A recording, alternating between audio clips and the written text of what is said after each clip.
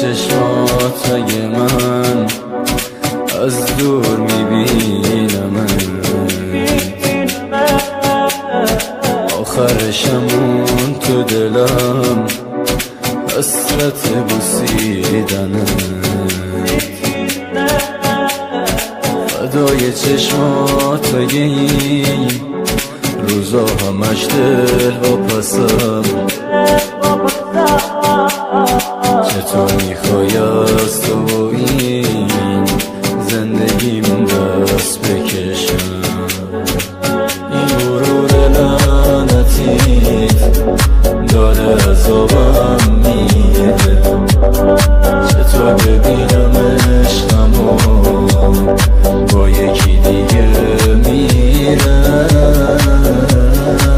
یعنی میتونی بدون من بمونی، فکر نمی‌کردم انقدر مهربونی، هر چقدر بد باشی بازارو بجونی، عشق تو سیرم نکرد تو محترم کرد، دوری تو منو وابسته تر کرد، هر کجا رفتی بیا دیوانه برگرد.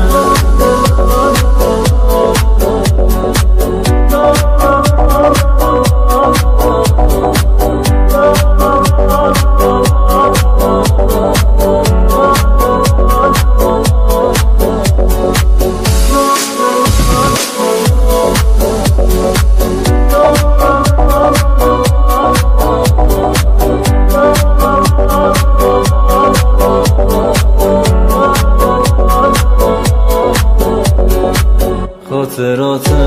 تو منو میکشه آخر، من چقدر میخواستمت نداشتی واقعا، فکر میکردم دارمت تا دنیا دنیاست،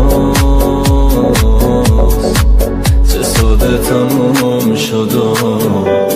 رسید به آخر، یعنی میتونی بدون من بمونی،